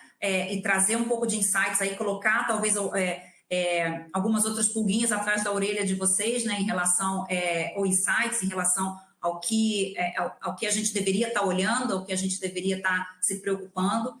Acho que um ponto importante de comentar é que e sexta-feira, Renato também estava nesse evento comigo, um dos palestrantes comentou que a inteligência artificial é uma via só de ida, né? Definitivamente ela não tem volta. Então, considerando que ela é uma via só de ida e não tem volta, e eu concordo com isso, e ela não é apenas uma tendência, né? Ela é algo que veio para ficar, e ela é algo que realmente ela pode ser determinante e essencial para alavancar a importância da auditoria interna dentro das organizações. Ela precisa realmente ser tratada de uma forma muito, muito especial e muito, muito delicada aí, né, por nós auditores, que vamos ter aí um papel duplo, né, o de usar a IA para melhorar os nossos processos e o de garantir que a implementação da IA dentro das nossas organizações ela seja ética, segura, né, alinhada com as normas e com aquilo que a organização deseja, né, para ela. Então, acho que a ideia é que e aí o André também comentou, né, a questão de o humano está sempre em primeiro lugar, então acho que a conclusão muito aí é de que o futuro da auditoria digamos assim, híbrido, né? É humano, essencialmente humano, mas com apoio bastante importante da tecnologia, né? E ele começa agora, ele já deveria ter começado, se não começou, ele tem que começar agora, ele tem que começar em 2026, e é bastante importante, né, que a gente esteja dentro desse contexto, né? E aí a gente parte um pouquinho de um outro hot topic, né, de um outro assunto de novo, né, na pesquisa inicial do Kiran, entrou lá como IA, cyber e as normas, e coincidentemente, eu juro que eu não mexi nos slides enquanto estava lendo a pesquisa, mas foi exatamente nessa ordem, né, que a gente está apresentando aí o estudo. A gente vai falar um pouquinho, então, dos novos standards, né, e do que a nova norma trouxe aí a partir de a implementação efetiva a partir de janeiro de 2025, e um pouquinho do que o estudo analisou ou vem vendo, né, de lá para cá, de desafios que as organizações estão enfrentando. Tem bastante coisa dentro do estudo, então eu procurei trazer aqui são 3 ou 4 tópicos que eu acho que são interessantes da gente discutir, da gente colocar também como na pauta, né? Então, o primeiro deles fala de responsabilidade do Conselho de Administração, né? O objetivo aí da nova norma foi estabelecer expectativas claras, né, sobre governança, sobre as responsabilidades do Conselho e da alta administração, mas o que o estudo comenta é que, como desafios, né, realmente discutindo e conversando com funções de auditoria interna, com os heads de auditoria interna, é a dificuldade de evidenciar efetivamente essa responsabilidade, né, de uma forma mais estruturada, demonstrar essa participação, né, essa responsabilidade do conselho, preocupação em termos também de burocracia, quanto eu vou burocratizar o processo e o quanto eu vou ficar com gaps, né, com uma insuficiência aí de documentação. Então, tudo isso são dilemas que as funções de auditoria interna vêm vivendo recentemente por conta dessa questão das responsabilidades do Conselho e da alta administração. Como boas práticas, né, eles sugerem, dando aqui 1 ou 2 exemplos, a realização de avaliações de prontidão antecipadas. O que seria isso, né? Antecipadamente já avalia o que eu tenho dentro de casa, né? O que eu tenho de documentação formal, o que eu tenho com relação ao meu relacionamento, as responsabilidades definidas para o comitê ou para o conselho, né? Existe um mandato formal, né, em que ele deve fazer a supervisão de riscos. Os comitês, eles são comitês ativos, eles têm agendas claras que falem sobre riscos, sobre como tratar, como é que é o fluxo de reporte, né, para esses comitês, para o conselho. Então, são todos aspectos que são interessantes da gente ter em mente e poder trabalhar, né? Na questão da documentação, a dica aí seria tentar um meio termo, né? Obviamente, definir talvez checklists mais objetivos do papel aí das responsabilidades e, obviamente, amarrar, né, com o que efetivamente tem de documentação suporte, mas sem ser muito burocrático, né? Sem ter muita informação que realmente só cria mais confusão até dentro do processo. Quando a gente fala de estratégia de auditoria interna também, né? O foco aí era desenvolver uma estratégia que esteja alinhada e pautada, né, nos objetivos organizacionais, né, na estratégia da organização. E o que a gente tem visto é uma dificuldade, né, de fazer esse alinhamento, né, esse drill down, né, dos objetivos estratégicos da organização para os objetivos da auditoria interna. Então, isso é um exercício realmente que demanda um tempo, demanda discussões, demanda participação, né, do comitê, do conselho para nos ajudar nesse processo, mas realmente, normalmente a gente acaba vendo desconexão aí entre um e outro, e o que a nova norma pede é realmente uma conexão maior. As dicas aí seriam uma revisão regular, sentar com realmente, e aí amarrando também com a responsabilidade do conselho, né, da alta administração, trazer o conselho, a alta administração para perto da gente, fazer revisões e discussões regulares, né, dessa questão, dessa amarração, garantir sempre um fio condutor, né, onde é que eu amarro, como é que eu amarro, como é que eu faço esse drill down dos objetivos estratégicos para a estratégia da auditoria interna, né, tentar transformar esses nossos objetivos estratégicos em KPIs para serem mensuráveis, para eu poder tangibilizar e mostrar para o conselho, né, que eu estou trabalhando, que eu estou atuando e que eles estão adequadamente amarrados, né, então... Oi, Renata. Oi, Renata. Não, só queria fazer não sei se já... Desculpa aí se eu fiz o jump antecipado. Para você poder beber uma aguinha, se hidratar é muito importante. E eu acho assim, gente, não pode confundir. A implementação das normas internacionais é uma jornada que você tem que fazer, né? Não olhe ela como um compliance. Olha, eu tenho que fazer, não tenho. Não é para burocratizar. É uma jornada de profissionalização do teu departamento. E a gente não pode ter algumas leituras equivocadas. Por exemplo, esse item 1. Elevar a profissão para uma discussão, para um reconhecimento por parte do órgão superior da tua organização. Não sei se o nome é conselho, não sei se é comitê, não sei, né, conselho deliberativo, junta de sócios, não importa. A questão é, esse órgão tem que saber da sua existência, ele tem que ter reporte, ele tem que ter a obrigação de te supervisionar, mas não quer dizer que a norma esteja falando, olha, agora você tem que reportar funcionalmente ao conselho. Não é isso que a norma está dizendo, né? Não crie uma revolução na sua empresa, e a gente sabe, né, que tem auditorias internas que reportam ao presidente, às vezes ao diretor, ao CFO, né? Às vezes ao diretor jurídico, o secretário-geral, às vezes até ao comitê de auditoria.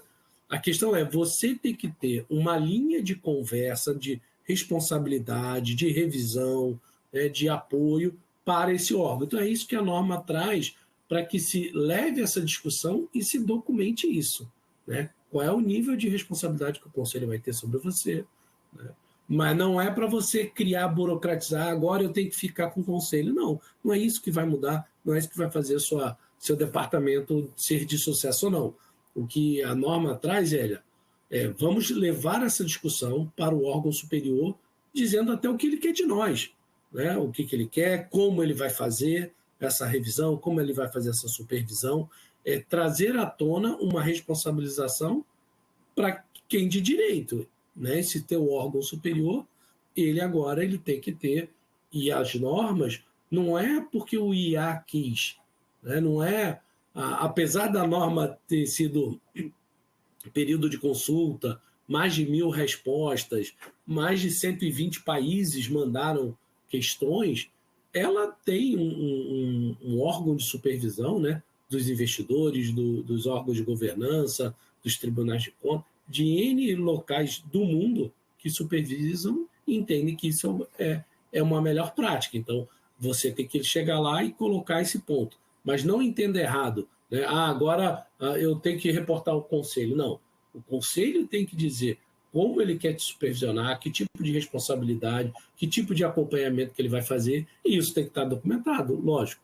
Então, eu queria fazer esse comentário no ponto 1, porque às vezes acontece algum tipo de olhar cara crachá, um olhar equivocado desse ponto 1. O ponto 2, Renata, se me permite, se você não tinha um plano estratégico de auditoria, eu já tinha, quando eu era executivo desde 2018, eu comecei já a fazer um plano estratégico da auditoria, porque eu sempre olhei meu departamento como um negócio, né? Eu tenho que ter objetivos, eu tenho que ter indicadores, mas, no mínimo, uma sugestão minha pega o teu plano anual, né? Pega o teu plano anual, teus trabalhos depois de elencados, e faça uma análise uma a uma matriz. Esse trabalho está linkado a que objetivo estratégico da minha organização. No mínimo, uma tabela dessa você tem que prover para o teu comitê de auditoria, para o teu presidente, né? Eu fiz isso lá em 2019, fui elogiado pelo CFO. Poxa, agora eu entendo o trabalho, né, que está ligado à auditoria, à estratégia da companhia. Lógico, alguns trabalhos são muito claros, essa relação, e outros eles não são diretamente a um objetivo estratégico, mas ele está, às vezes, alinhado a um desdobramento do planejamento, a uma iniciativa estratégica ou algum subprocesso que dá a suporte a essa estratégia. Então, no mínimo, eu acho que essa matriz, né, essa tabela tem que ser feita, mas o que a norma também traz, de novo, né, essa profissionalização entenda seu departamento como um negócio, né? Ele tem que evoluir, né, em termos de pessoas, de processos, que tipo de indicadores que você vai se alinhar, onde vai estar o seu foco. Então, de novo, né, a norma ela é uma jornada de profissionalização. É isso, Renata. Obrigado pela parte. Obrigada, André. Eu acho que, perdão, Renato. Eu acho que a gente tem até uma pergunta aqui que talvez você possa me ajudar a responder, que fala um pouquinho dessa responsabilização, né? Existe também a dificuldade oriunda da falta de maturidade de alguns comitês que não possuem o conhecimento adequado sobre as frentes que atuam. Percebo que a responsabilidade de atualização do comitê sobre as normas recaiu 100% sobre o CAI. Acredito que reguladores poderiam ser mais enfáticos sobre a adoção de normas de auditoria, ajudando nas expectativas dessa responsabilização. Não sei se você tem algum comentário, alguma questão específica a fazer sobre isso, seu pensamento, né, a respeito disso. Então, Renata, eu acho que a norma, efetivamente, ela veio, né? Existem documentos próprios para como se falar para o conselho, né? O IALI tem esse material, a Price também tem materiais ótimos para isso, e realmente É uma mudança, o seu CAI deveria conhecer? Deveria. O seu regulador, e eu posso te falar que o Banco Central reconhece. Tá? Quem trabalha em estatal, a CGU reconhece também as normas. Então, agora, pode ser que seu conselheiro não entenda? Não, pode ser que não, porque ele pode ser um conselheiro que ele veio da área de negócio, ele veio da área de vendas, né? Então ele não é oriundo, não teve uma escola, né, das Big Four, nunca trabalhou numa área de controle. Então, realmente, o papel é do chefe de auditoria dessa educação.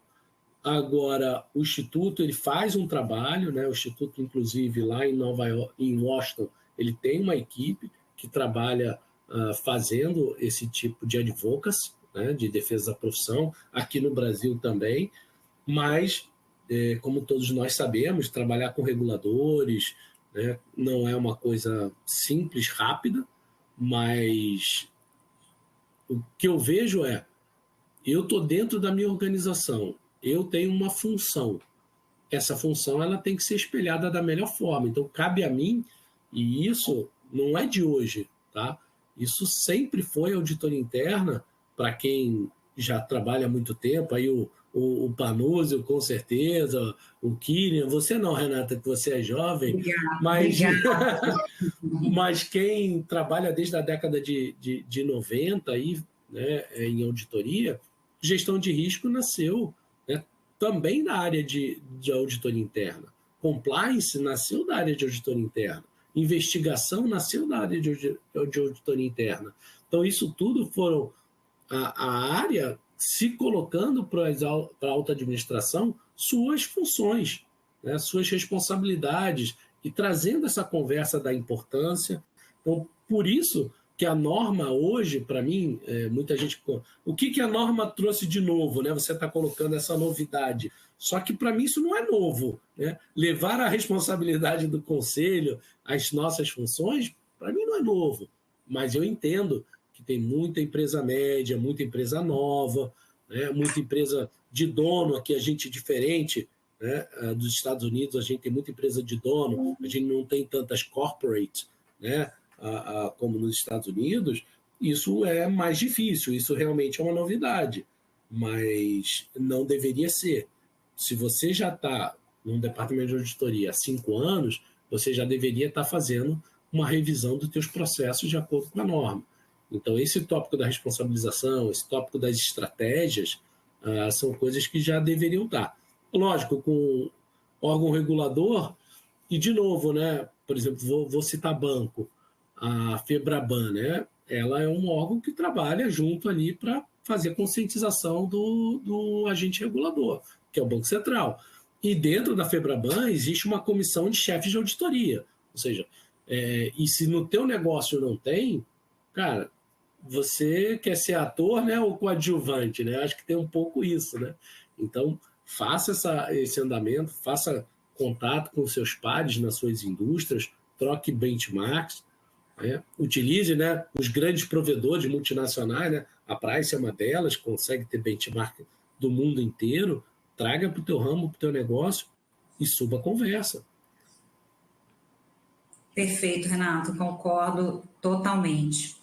E eu acho que é importante, acho que um comentário aí só para agregar, é aproveitar, então, é o que o Renato falou, né? Isso já deveria estar acontecendo, mas se não está acontecendo, utilizem as normas como um fator de apoio, né? De levar isso para o conselho, de levar isso para o comitê como uma mola propulsora. Olha, agora tem aqui as novas normas que estão reforçando esse aspecto. Nossa auditoria precisa melhorar nisso e naquilo, então, para a gente ficar mais de acordo, qual é o apetite da empresa, né, da organização, em termos de adequação às normas. Então, aproveitar, e eu participei de alguns trabalhos em que eu tive nos Estados Unidos, né, nos últimos 2 anos, em que, independente da necessidade, né, que a companhia tinha de cumprir com os requisitos da norma, ela nos chamava para apoiá-los num gap analysis mesmo, para entender. Eu não sei se eu quero fully comply, né? Tá 100% adequado à norma, mas eu quero aproveitar essa oportunidade dessa atualização da norma para saber como é que eu estou. e para também mostrar para o meu comitê como é que eu estou, onde eu gostaria de chegar, qual é o apetite da organização, onde eles querem que eu chegue. Então, eu acho bastante importante essa oportunidade para as nossas funções de auditoria interna, para nos aproveitarmos, né, dessa oportunidade aí com a atualização das normas, para a gente poder fazer esse olhar para trás, né, esse dever de casa aí, em termos do que a gente tem, o que a gente já deveria ter há muito tempo e não tem, e de onde a gente quer chegar, né. Rapidamente aqui, desculpa, um outro tema interessante são os requisitos temáticos, né? Os requisitos temáticos, eles vieram para agregar, a gente tem aí cibersegurança que já foi publicado, né? E a partir de fevereiro ele já será efetivo, mas existem outros 4, né, que o IA trouxe, que são a questão de terceiros, e aí a gente comentou agora há pouco, né, a importância que os terceiros vêm tomando, né, falando de IA, etc. Então, dá para entender aí terceiros sendo um requisito temático trazido, resiliência organizacional e cultura organizacional. Quando a gente fala de cyber especificamente, que é esse que já vai ser efetivo a partir de 26, o requisito que já está publicado, os CAIs, eles apontaram aí como desafio, né, a preocupação com o excessivo detalhamento desses requisitos ou a aplicação, o porte, o volume de requisitos ou o detalhamento desses requisitos para o porte da minha organização, né, para a complexidade da minha organização. Como é que eu integro isso a frameworks que eu já utilizo, né? Quando a gente está falando de cyber, por exemplo, NIST, eu preciso fazer uma coisa completamente apartada, eu posso integrar. Então, foram algumas preocupações levantadas, né? E aí, as boas práticas, né? O que o estudo comenta é que não, o benchmark com frameworks reconhecidos, ele deve ser utilizado, ele é muito bem-vindo, né? A gente não precisa inventar a roda. Da mesma forma como tratar o que foi definido aí nos requisitos como um baseline, né? Não necessariamente a gente precisa, obviamente, precisa ser discutido com o comitê, precisa ser justificado por que eu estou fazendo dessa e dessa forma, por que eu estou tratando esse aspecto e não aquele, mas trazer o requisito como um baseline e depois ir customizando e adaptando em relação à sua realidade, né? Ao seu tamanho, ao seu porte, a sua complexidade, mas trazer sempre o requisito como um baseline. Então, e também sempre documentar tudo isso, todas essas decisões que possam ser tomadas. Mas eu acho que não sei, Renato, se você quer comentar alguma coisa sobre especificamente, né, sobre essas abordagens temáticas, né, que são novas, né? Então, as abordagens temáticas, elas são novas justamente para endereçar uma necessidade da profissão. Porque você mudar uma norma internacional, imagina mudar o IFRS, né, quem é contador, não é simples, não é fácil. Só que a profissão hoje, a velocidade dos riscos, elas são absurdas. Né? A gente fala de riscos emergentes. Tá, aparece um risco emergente. Como é que eu lido com isso? Então, o Instituto endereçou essas questões para sair justamente... Eu tenho um risco emergente, cyber, foi o primeiro documento. Depois gestão de terceiros. Depois, questão da cultura, que é o que o mercado latente pede. E, assim, a guia ela é obrigatória no sentido de eu vou fazer um trabalho de cyber? Vou. Então, já que eu vou, eu tenho que usar a guia, pelo menos como estudo e resposta dos riscos. Porque já traz mastigado, né? Imagina, é um documento que pessoas ao redor do mundo, experientes no assunto, prepararam para você, né, com as melhores práticas. Mas não quer dizer que eu tenho que fazer lá tem 40 passos, eu tenho que fazer os 40. Não, você vai adequar a tua empresa. Na sua empresa pode ser necessário fazer só 5 dos 40. E eu só tenho que responder o porquê que eu não estou fazendo os outros 25 passos. Então, essas coisas é que tem que ficar claro. É obrigatório? Se eu for fazer um trabalho. Se eu não for fazer um trabalho de cyber, a guia está lá, eu não vou tocar nela. Mas se eu for fazer um trabalho de gestão de terceiro, se eu for fazer um trabalho de cultura, cara, eu tenho uma melhor prática estudada no mundo inteiro, me facilitando o trabalho. E aí eu faço a adaptação, o que cabe e o que não cabe na minha organização.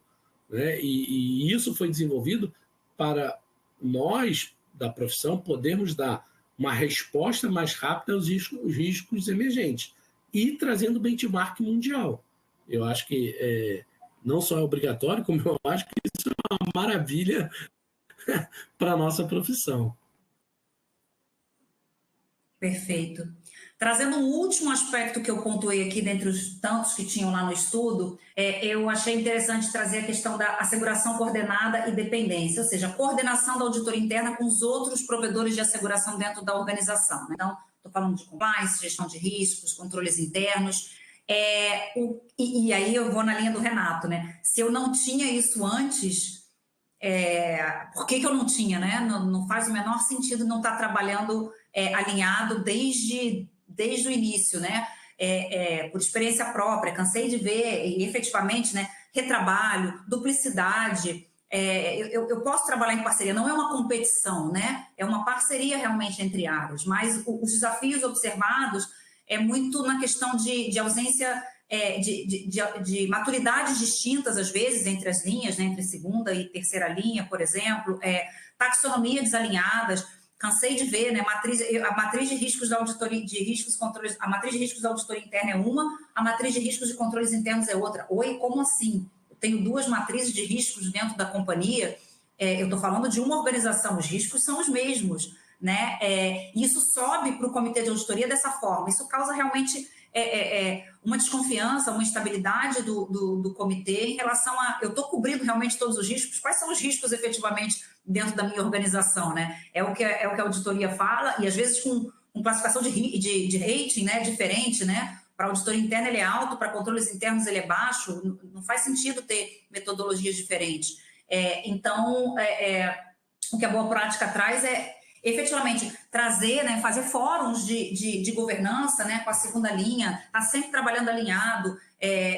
O estudo ele comenta, por exemplo, na parte de inteligência artificial, né? Eu não preciso inventar a roda sozinho, eu posso sentar junto com a segunda linha, entender e a gente trabalhar juntos, por exemplo, na adoção de inteligência artificial, e assim como em todos os outros processos que a gente estiver trabalhando. Então, um alinhamento bastante claro, contínuo, né, tempestivo, principalmente com a segunda linha, taxonomias comuns, sistemas integrados de GRC, né? Eu não posso, ou seja, existem, obviamente, empresas que trabalham ainda assim, mas quanto mais eu tiver, né, uma integração, um sistema de GRC que possa abarcar todas essas áreas de asseguração, mais eu garanto realmente que eu estou cobrindo todos os riscos dentro da organização, que eu estou trabalhando alinhado, que eu estou trabalhando com uma mesma taxonomia, reduzindo a duplicidade, retrabalho, desconforto junto ao comitê de auditoria, ao conselho. Então, esse é um aspecto que eu achei bastante interessante de trazer, mas indo nessa linha, né? Se eu não tinha isso, isso não deveria ser novidade, né? Isso não deveria ser algo que, meu Deus, agora eu tenho que correr atrás de implementar. Acho que desculpa, Kira, não.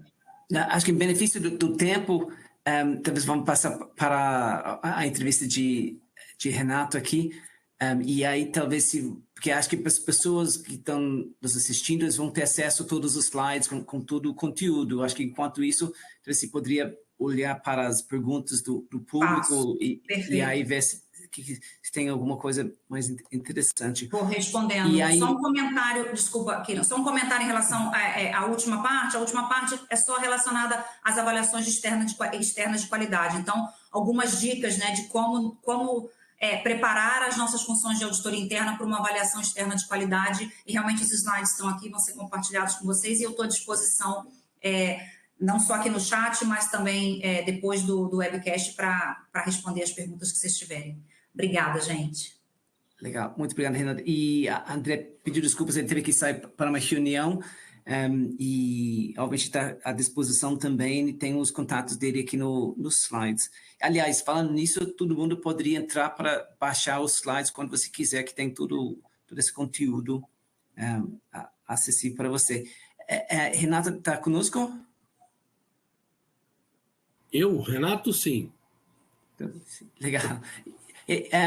Isso, então, Renato, algumas perguntas para você. E que, na sua experiência, o que você tem visto sobre a implementação dessas novas normas de auditoria interna?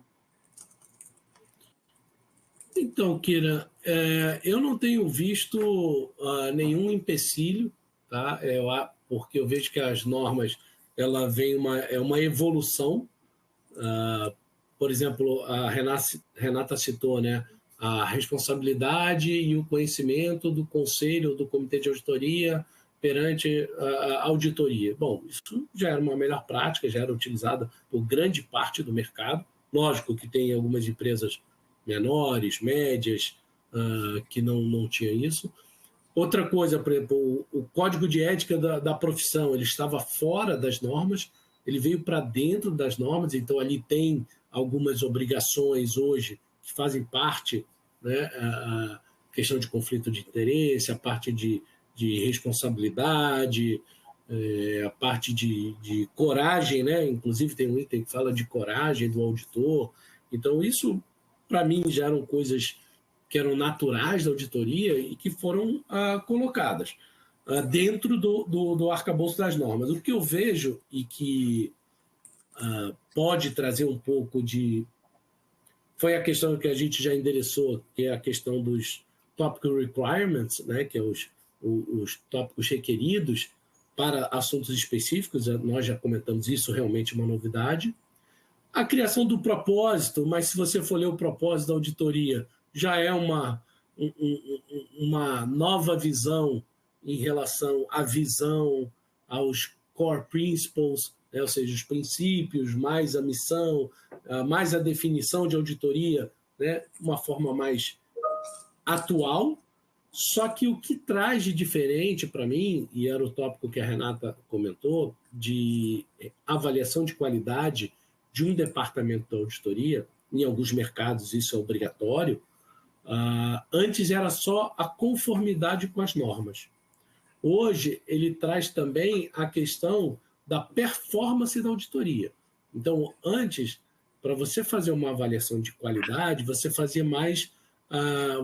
se você estava compliance com as normas. Hoje, o requerimento de qualidade exige, tá bom, mas os recursos que a auditoria interna tem estão sendo geridos de forma adequada, de forma eficiente? Então, ele traz esse olhar a mais.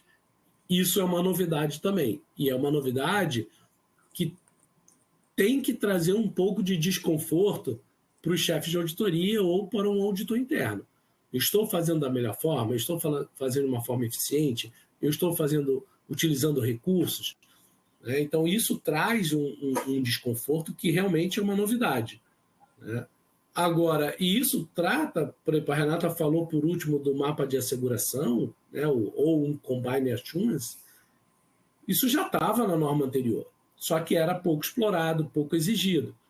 À medida que a gente evolui no mercado, cada vez mais os recursos são escassos, mas cada vez mais as empresas querem melhores controles, não é que você vá perder poder para a segunda linha de defesa, ou segunda linha, ou para uma área de compliance, de risco, controladoria, controle interno. Não, é trabalhar conversando, trabalhar... Por quê? Porque os investidores, os conselheiros, se vocês pegarem pesquisas, né, eles falam assim, o que a Renata comentou, poxa, vem o auditor, fala uma coisa, vem o comitê de risco, fala uma outra coisa, vem o compliance, fala outra coisa, vem o gestor, fala outra coisa. Tipo, poxa, vocês não se conversam? Né? Então, otimizem o trabalho do conselho, né? Tragam uma agenda já debatida, por mais que ela possa ter pontos de divergência. Então, eu acho que fica um pouco esse recado. Não é que a gente tem que concordar entre todos, compliance, risco, controle interno, controladoria, auditoria, mas a gente tem que ter maturidade profissional para conversar e concordar que diverge, né? Então, eu acho que isso também, de novo, né, já deveria ter sido feito. Não é uma novidade, mas agora é uma novidade requerida. Então, não sei se eu consegui responder a tua pergunta aí, querido. Legal, você respondeu sim. Muito obrigado, Renato. E Renato, sobre essa publicação que te passou no início de auditoria interno, onde ele falava sobre a visão 2030 da profissão de auditoria interno, você tem... que seriam suas considerações sobre essa visão? Então, a Visão 2035 do Instituto foi um trabalho feito ao redor do mundo, um trabalho feito com os principais stakeholders, né, com o Conselho com a NACD dos Estados Unidos e a ICC, né, que é a organização ao redor do mundo, foi sentado com o Banco Mundial, foi sentado com a OECD, foi sentado com a FEI, né, que é o Instituto de Executivos de Finanças, foi feito sentado com esse pessoal todo, com reguladores, foi sentado com os chefes de auditoria e foram desenvolvidos o seguinte, tá, o que a gente espera da profissão? Então, assim, a Visão 2035 é o auditor, se você, né, tentando trazer de uma forma, é um estudo grande, mas trazer de uma forma mais sintética o operacional, a auditoria operacional é importante? Só que a profissão, diante das evoluções tecnológicas, da escassez de recurso e da otimização de recursos, mais do que escassez, eu falo de otimização de recursos, o auditor interno ele tem que acompanhar cada vez mais decisões estratégicas do que decisões operacionais de paga ou não paga, né? Paga ou não paga um boleto? O cadastro está correto ou não está correto? Isso é importante? Sim, mas isso é facilmente automatizável. E aí sim cabe, e por isso que na norma exige um planejamento estratégico da auditoria, porque o Instituto tenta puxar a profissão, né, para esse olhar 2035, que é um auditor estratégico. Eu tenho que sair de um auditor de conformidade. Eu falo que hoje, né, a gente está, ou deveria estar, como um trust advisor, né, ou seja, um conselheiro confiável, aquele onde os gerentes, os diretores, os controllers, o presidente, tem, na nossa opinião, uma posição de objetividade, né, uma posição isenta. Eu não gosto muito do termo independência, quem me conhece, porque nós fazemos parte da organização, nós somos auditores internos, né? Então, eu sou independente no meu julgamento, né? Mas o orçamento que me aprova é a empresa, meu estatuto de auditoria que aprova é meu conselho, então eu estou dentro dessa organização, mas eu sou objetivo, né? Eu tenho o meu discernimento, minha obrigação para dar minha opinião isenta. E aí, eu hoje deveria já ser um Trust Advisor, mas o que está se requerindo uma visão 2035 eu tenho que ser um analista preditivo, ou seja, um auditor, né, utilizando tecnologia para análises preditivas para poder estar discutindo estratégia. Porque se você analisar, a gente reporta para o conselho. Ok, o que um conselho faz, querido? O conselho dá direção e controle. Ele dá o planejamento e ele cobra. Então, assim, como é que eu vou... a gente fica só no lado da cobrança, né? Saber se o realizado está de acordo com o orçado, né? Vamos chamar assim. Não, isso é importante? Não é para deixar de fazer. Só que o que está olhando para 2035 é a outra ponta do conselho. Né? Eu acho que o chefe de auditoria ele tem que pegar assim, quais são as funções do conselho? Essa, planejar, né? Fazer a companhia olhar para frente e controlar. Tá bom, controlar eu trabalho bem, a gente trabalha há séculos assim. Tá, e o planejar? Como é que eu ajudo o meu conselho a planejar? Eu consigo sim, tendo um olhar estratégico do meu negócio, e aí eu tenho que conhecer o negócio, e eu tenho que fazer automações para poder fazer análises preditivas, para poder subsidiar não só os executivos, do que saiu bem ou não, mas olhar para frente, esse olhar que está sendo requerido na 2035. Legal. E Renato, a gente falou sobre novas tecnologias, inovação. E que postura que você espera de auditoria interno em termos desse mar de novas tecnologias e inovação que a gente está evidenciando? Então, eu vi uma pergunta aqui também, qual é o perfil do auditor, né? Antigamente, quando eu entrei na auditoria interna, eu fui auditor externo também, a gente olhava muito o contador, né? O administrador, até o economista. Por quê? Porque tinham ali ciências mais exatas, né? Ou seja, conhecimento mais de normas, leis, regulamentos, tributos, porque assim era o requerido. O mercado assim requeria da gente esse olhar. Eu estou 32 anos na profissão. Hoje, eu faria um processo seletivo independente da formação. Eu tenho que ter uma pessoa de marketing, eu tenho que ter uma pessoa de uma biologia, eu tenho que ter uma pessoa de informática, para trazer essa diversidade de pensamento, porque o que importa para mim, eu acho que eu até coloquei aqui para questionar um pouco, né? Na tua primeira pergunta, o que saiu foi conhecimento técnico. Eu discordo um pouco, eu acho que faltou ali uma pergunta, né? Eu chamo de habilidades humanas. Eu acho que o que falta para a gente na profissão de auditoria, e em grande parte em várias profissões, principalmente na auditoria, são as habilidades comportamentais, que a gente chama de soft skills, né? Então, assim, eu preciso ter desenvolvido na auditoria pensamento crítico, né? Eu preciso ter habilidade de comunicação, negociação e resolução de conflito. Se eu não treinar minha equipe, né, e, lógico, adaptabilidade à tecnologia, se eu não tiver esses 4 pilares na minha cabeça, eu não vou ter um departamento de auditoria de sucesso. A tecnologia, os jovens já estão entrando com isso. Então, quem está 35 mais, 40 mais, por favor, né, a tecnologia, dê ouvidos aos mais novos ou procure por si próprio. Então, assim, tem que ter a tecnologia para poder suportar teus trabalhos, as tuas automatizações, as tuas análises, mas habilidades comportamentais vão fazer a diferença para esse perfil de auditor, que é justamente esse crítico, né, com habilidade de comunicação, com habilidade de olhar para frente, de olhar estratégico. Então, mais importante saber se ele conhece ou não de contabilidade, porque hoje o ChatGPT vai dizer para ele se está contabilizado certo ou errado.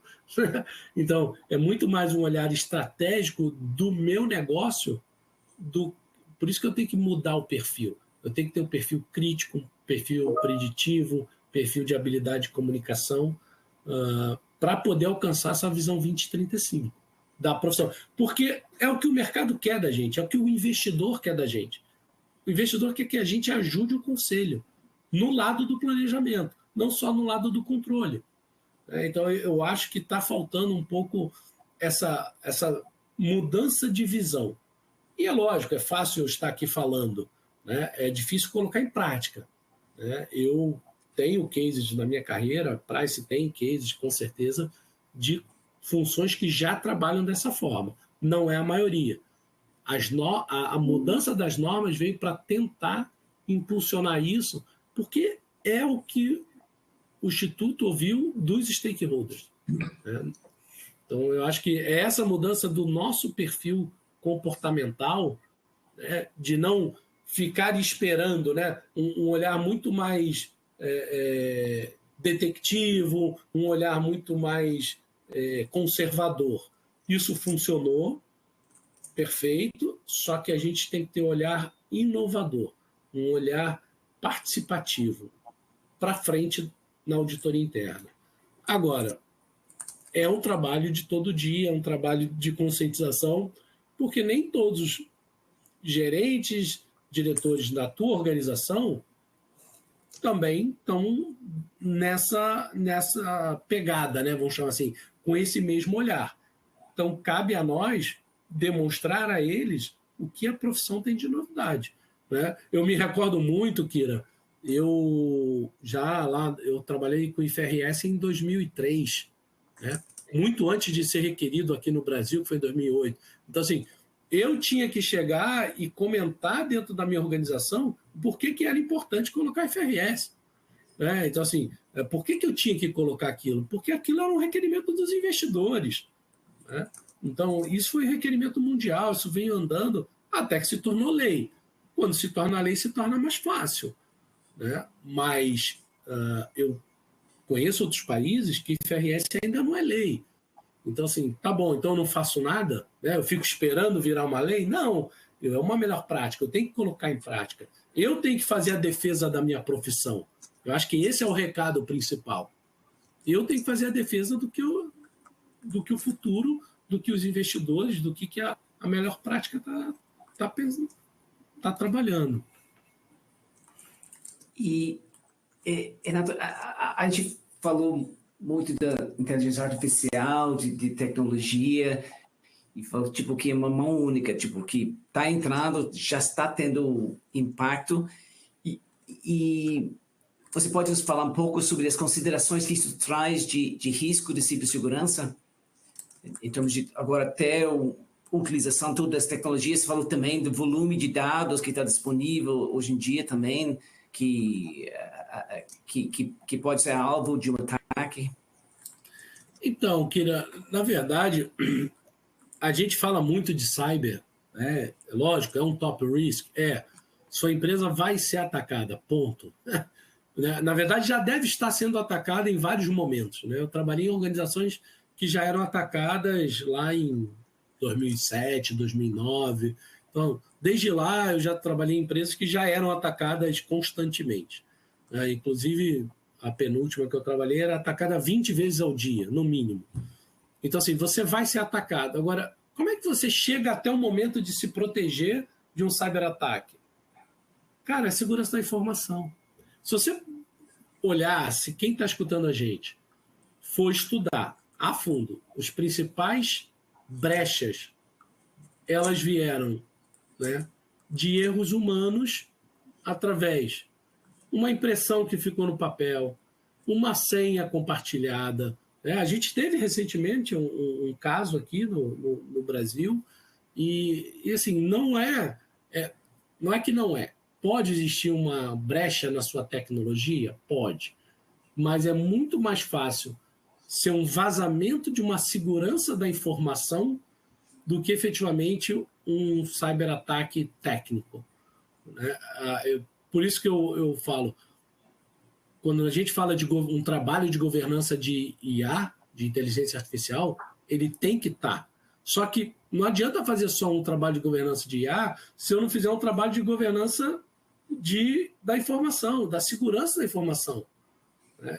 E eu vejo que isso a gente fez lá atrás, há uma década, né, quando começou muito o RPA, o robô, muita automatização, só que eu vejo que isso meio que ficou meio escasso. Né? Não adianta eu querer falar de cyber se eu não tiver muito bem a privacidade dos meus dados, como o André colocou, dados sensíveis, muito bem gestionados, porque senão parece conversa de maluco, né? Eu estou falando de cyber e eu não tenho a segurança, né, de dados, segurança de informação, segurança até mesmo de entrada física. A gente sabe de caso que aconteceu porque o cara conseguiu entrar dentro do prédio e plugou um computador na rede. Né? E aí ele conseguiu brechas através de routers e tudo mais. Mas, o cara entrou dentro da organização, dentro da empresa. Então, eu estou preocupado em contratar o principal software de monitoramento e não estou tomando conta de quem entra fisicamente na minha instalação. Entende o ponto? Então, assim, a segurança da informação ela é base para eu depois pensar em segurança cibernética. E eu acho que tem muita companhia no Brasil que não está fazendo o básico bem feito. Eu acho que é isso que fica o alerta também, né, quando a gente fala de perspectivas, né, para o ano que vem. Eu acho que é muito importante a gente ter esse básico bem feito de segurança da informação, né, fazer as revisões lá na LGBT, conversar com o DPO, fazer trabalho de segurança da informação e depois, com certeza, sim, fazer o monitoramento do risco de cyber. Legal. Acho que já estamos chegando aqui nos últimos minutos de nosso evento e aí, Renato, eu queria te pedir talvez algumas considerações sobre o planejamento para 2026, o que seriam as dicas, as áreas de foco, algum comentário final? Então, assim, é muito importante a gente fazer 2 tipos de análise, né? Análise que a gente faz, às vezes, dos riscos macros, a Price tem estudos, o Instituto tem o Riscos em Focos, são pesquisas de riscos mundiais, que é importante, mas é importante a gente fazer análise de risco local, da nossa realidade. Né? Vamos citar o exemplo ontem do Rio de Janeiro. Né? Ontem no Rio de Janeiro, grandes companhias tiveram uma redução de receita abrupta por conta da violência, mas isso passa no Rio de Janeiro, não passa em São Paulo, não passa no Amapá. Então, eu acho que a gente tem que ter um olhar macro para analisar tendências, mudanças de mercado, mas também micro, de olhar os principais riscos que estão ali latentes, que são famosos, né, os cisnes negros, né, porque às vezes a gente não dá muito valor para eles quando a gente faz um plano de auditoria. A gente cria o nosso heatmap, né, e foca geralmente nos riscos vermelhos, que é um olhar inteligente sobre racionalização do recurso. Mas eu acho que um plano de auditoria não pode focar só na racionalização de recursos. Ela tem que, o chefe de auditoria tem que ter coragem de falar, não, eu preciso também olhar esse risco, apesar de não estar numa matriz alta, por conta disso, e fazer a sua defesa no comitê de auditoria, no conselho. Então, é essa dica que eu dou, né? E eu acho que eu já falei de comitê de segurança da informação, eu acho que é primordial. E aí, quando eu falo de risco do teu negócio local, hoje a gente está vivendo num mundo com velocidades geométricas, né? Então, cadeia de fornecedor, talento, né? A gente conversa com empresas no interior do Paraná que está com 500 vagas em aberto. Imagina uma empresa querendo 500 funcionários e não conseguir. Então, tenha um olhar macro, mas tenha um olhar bem micro. Conheça seu negócio, seu mercado, para também endereçar riscos que são diferentes. E aí você tem que ter coragem para defender esses riscos. Legal, muito obrigado, Renato. E, Renata, algum comentário final? Pensei que eu estava no mudo. Eu gostaria de agradecer aí pela participação. Eu estava tentando responder bastante, ainda tem bastante pergunta para ser respondida, mas eu tentei responder algumas. Foi um prazer estar aqui com vocês, falar com o Renato, com o André e com o Renato. Renato é um parceiro aí de muitos anos, né, de trabalhos. É um tema que eu gosto muito, né, que eu sou bastante apaixonada, né, pelo tema de auditoria interna e todos esses temas da nova agenda. Agradecer pela oportunidade e me colocar à disposição aí de vocês para responder o que eu não tiver conseguido responder aí no chat. Muito obrigada. Muito obrigado, Renata. E aí tem os contatos e os e-mails aqui dos nossos panelistas de hoje, onde pode entrar diretamente em contato caso tenha alguma dúvida importante que a gente não conseguiu responder. Lembrando para nossos participantes que quem participou por 1h30 das 2 horas recebe automaticamente o certificado assinado pela André e como comprovado participação no evento, comprovado que atendeu os requisitos do treinamento. Na semana que vem, vamos falar sobre a revolução que está tendo no setor de energia, ou seja, diferentes fontes de energia, a forma que as empresas estão buscando cada vez energia com menos emissões, quais são as alterações que está tendo tanto nas empresas de geração, de transmissão e distribuição, quanto nas próprias empresas que estão comprando esta energia, quais são as novas formas de relação com o setor de energia. E aí, de 9 horas na quarta-feira, marca sua agenda, tudo quarta-feira, 9 horas, entra no nosso site, Novas Perspectivas, para conectar. E agora chegamos na parte mais importante do nosso webcast, onde vamos falar de quem ganhou o chocolate de hoje. Olá, Kyrian. Bom dia a todos e todas. Eu agradeço pela participação em nosso evento. Hoje o vencedor do nosso prêmio dos chocolates foi o Adriano Silva, da cidade de Brasília. Eu peço que, por gentileza, aguarde um contato nosso.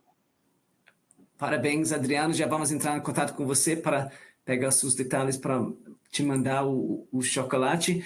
E aí, lembrando que tudo toda vez vamos ter um novo vencedor do chocolate toda semana, e aí pode ser a sua chance na semana que vem. Então, pessoal, marque na sua agenda, tudo quarta-feira, 9 horas, e coloca o link do nosso site, Novas Perspectivas, na sua agenda para se conectar conosco. Gostaria de agradecer a todo mundo para participar, todos e todas para participar conosco, e também para nossos panelistas de hoje e para a nossa equipe de apoio, que é Joyce e Rael, que está sempre nos apoiando, além do restante de equipe de apoio. Então, agradeço todo mundo e obrigado, e até semana que vem, 9 horas na quarta-feira. Até lá. Obrigado.